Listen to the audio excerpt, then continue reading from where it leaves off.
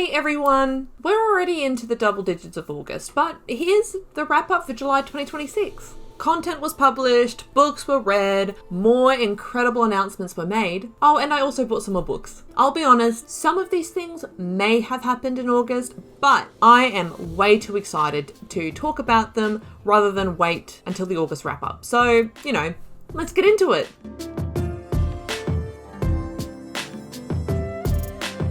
While I didn't get around to publishing any kind of normal book reviews that I would do, I did dive into a throwback book review. While Le Tour de France was on, I was inspired to go back to a book review I did on the previous Tale Inferno on the book called The Rider by Tim Crabbe. Apologies if I have pronounced that name wrong. This is a book I read and reviewed back in November 2018. Back then and today, it continues to put my passions into perspective. You can hear all of my thoughts on the book by either reading or watching the review. Also, shout out to the user Octoberfog on YouTube who commented on the YouTube video with another cycling related book to read, The Delivery by Peter Mendelsohn. Apologies again if I have mispronounced that name. It is now on my future reading list. I also published 2 video game playthrough videos, one for Dragon Age Origins and the other for Spyro 2 Ripto's Rage Reignited. Episode 18 of my story analysis of Dragon Age Origins really showcased my, firstly, inability to get the sound right in my videos, particularly with the loud gargling sounds of some of the enemies. I also really dug my heels deep into the role-playing aspect of it, which highlighted the consequences of not parlaying with the werewolves. I just don't think my character Amara would do that. So let's see if in episode 19 I'm able to actually progress the game at all, or if I'm gonna be in a forever loop in the werewolf fight. Then episode 4 of my Spyro 2 Ripto's Rage Reignited playthrough saw me complete Autumn Plains, defeat Gulp, and prepare for finishing up Winter Tundra and completing the game. I've been having a blast with the Spyro Reignited trilogy. However, Spyro 3 Year of the Dragon is most likely my favourite of the 3. So I am super pumped to finish up Spyro 2 in episode 5 and jump right into the 3rd. You can go watch both of these videos for Dragon Age Origins or Spyro 2 Ripto's Rage Reignited on the Tale Inferno YouTube channel. However, in and amongst all of that, the most exciting thing I published on Tale Inferno in July 2026 was the first episode of my new series, Let's Ignite. Using a product known as the Story Engine, I build a story prompt by pulling out cards, and then from that I write a story, share my experience, and then rate the story and if I followed the prompt well. It's an opportunity for those watching or reading the experience to also create something from the same prompt, allowing us all to ignite the story, hence the name, Let's Ignite. This was so much fun, with the prompt of the first episode being an absolute banger of a prompt. If you haven't had the chance to read or watch the first episode, go check it out on the Tale Inferno website or on the YouTube channel.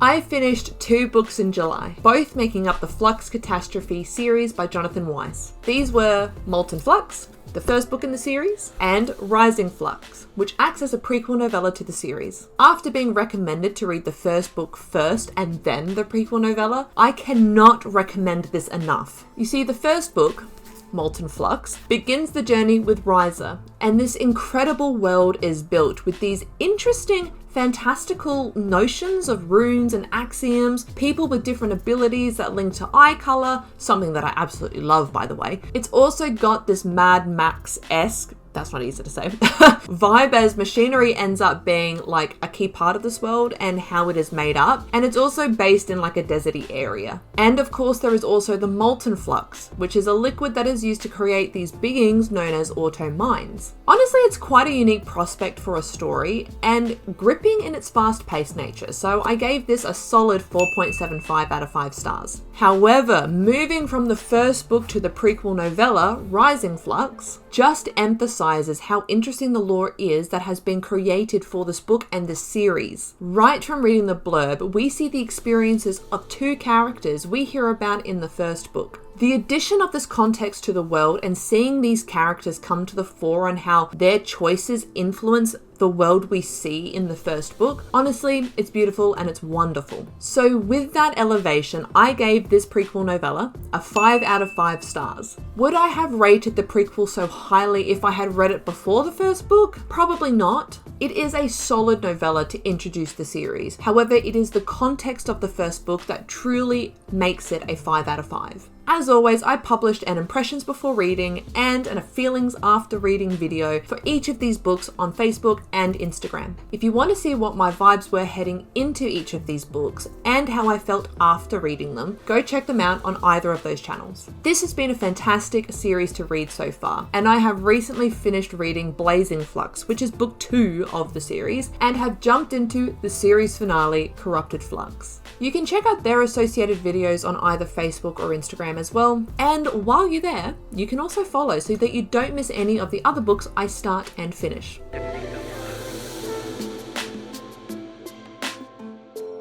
Okay, so there has been a bunch of exciting announcements throughout this year already in the book and video game space. And I really just wanted to touch on these as I honestly cannot contain my excitement at the moment about everything.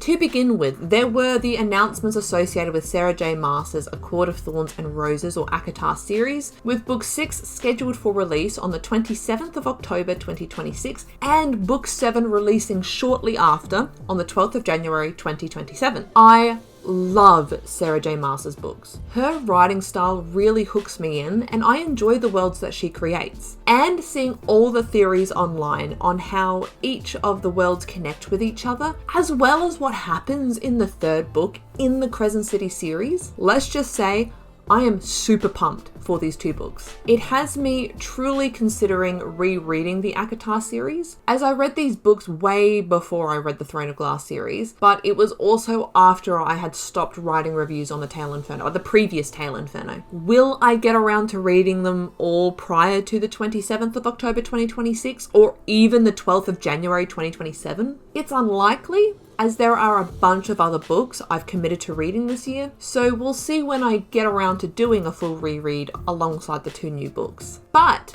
speaking of book announcements that are very exciting, there's also book 4 of the Kindred's Curse saga by Penn Cole, Burn of the Everflame. This is due to come out on the 8th of September 2026. I have absolutely loved the Kindred's Curse saga. This series has also been doing something I don't usually get with series, which is that it gets better with each new book. The first book, Spark of the Everflame, I rated a 3.5 out of 5 stars. I enjoyed it, but it didn't blow my socks off as I expected it to. But then my expectations were not only met, but exceeded in the second book, Glow of the Everflame, receiving a rating of 4.25 out of 5 stars from me. Then the third book, Heat of the Everflame, got a brilliant 5 out of 5 star rating from me. So you may say that I am expecting the next book to be like a 6 out of 5 star rating from me. And where we left at the end of the third book, look, I think about it often, and I can't wait to see what happens next. Now, with all of that, let's just take a step away from the book world for a moment and talk about some incredible announcements in the video game world. There are always amazing games that are announced every year,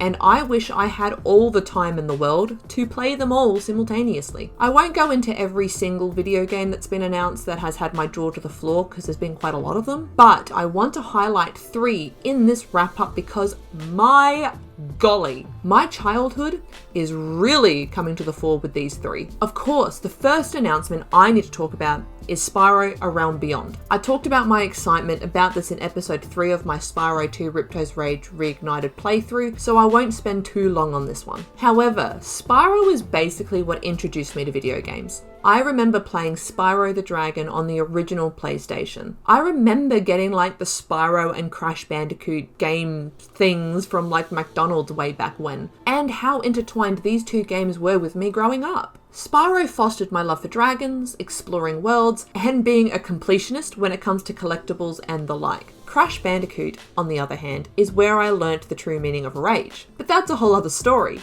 Then there was the announcement of the remaster of Croc 2 Kingdom of the Gobbos. It was in learning about the remaster of the second game that I found out the original Croc, Legend of the Gobbos, was also remastered last year. How I missed this, I don't know, but I'm honestly thrilled. The original Croc, Legend of the Gobbos was one of the many games I owned on the original PlayStation, which I both loved and hated. It was fun and cute, but the mechanics absolutely did my head in as a child. However, it has a really special and nostalgic place in my heart. With this in mind, with the remaster of Croc 2 Kingdom of the Gobbos announced, I'm so excited about taking the time to jump into the first game remaster at some point and reliving the nostalgia. Honestly, I think following the Spyro Reignited Trilogy playthrough and other Spyro games that I'll play on the channel after that, I think I'll continue the nostalgia playthroughs by playing the Croc games as well as the Crash Bandicoot games at some point. Now, while these two announcements are crazy exciting, the next video game announced has me literally screaming, crying, and throwing up. Warriors by Aaron Hunter has been a series I have absolutely loved since I was like 10 or so years old. I remember picking up the first book, Into the Wild, from my primary school's library and being absolutely in love with the story. I loved the books so much, I sometimes even read them during the recess and lunch breaks rather than playing with my friends. Now that's saying something. So when I found out that my most favorite book series was becoming a video game, I screamed, I cried, I didn't quite throw up, however, I was definitely overcome by a lot of emotions. When I was growing up, I used to go online onto a bunch of Warriors forums, where I would write little stories as characters alongside others in the world. In the days of dial-up internet, I remember jumping onto my boxy computer, starting up the dial-up, and logging on to chat and create these stories with my friends in America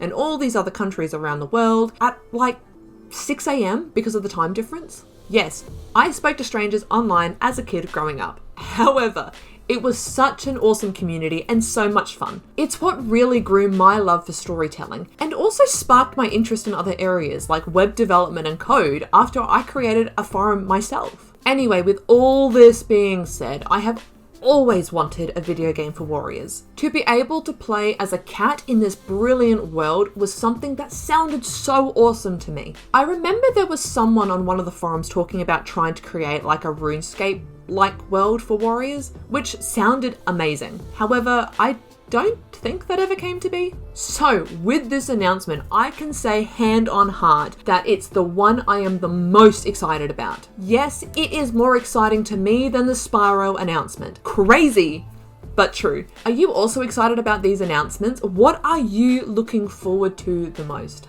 Let me know in the comments.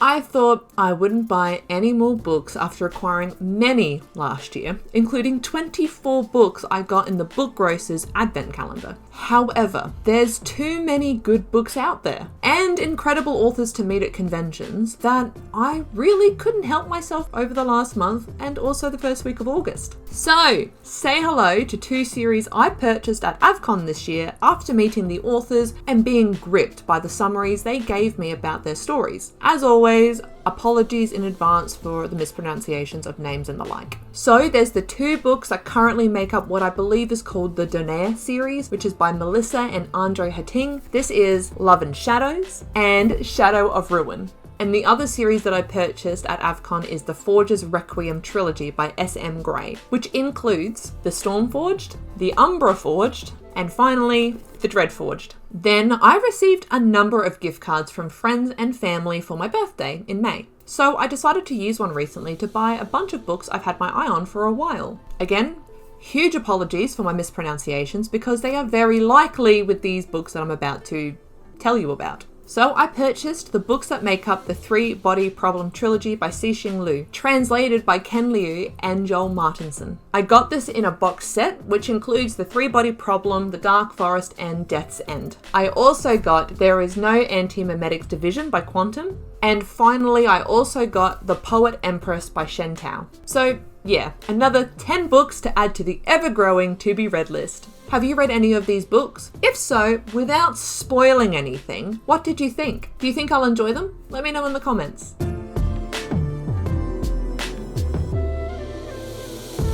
As I get closer to finishing the Flux Catastrophe series by Jonathan Weiss and purchasing these new books, I am so inspired to read as much as I possibly can. So I expect to read through a number of books, hopefully, in August. I'm fortunate that I'm on a couple of weeks leave from work at the moment, so I'm hoping to get in as much reading as possible within this time as well. Over this period of time, I'm also hoping to sink my teeth into a bit of content here and there. This includes the book reviews for the Tethered Citadel trilogy by David Hare, another episode of the Let's Ignite series, as well as more episodes for both video game playthroughs I'm going through at the moment. However, the main thing over the next few weeks while I'm on leave is actually to rest up in preparation for what's shaping up to be a really busy and complex final part of the year for me, both professionally and personally. So with all this in mind, now is the prime time to follow along and subscribe to my Tale Inferno channels to stay up to date with the latest. I've linked these all in the description of this video for your ease. Thank you so much for joining me in wrapping up July 2026. If you enjoyed this video,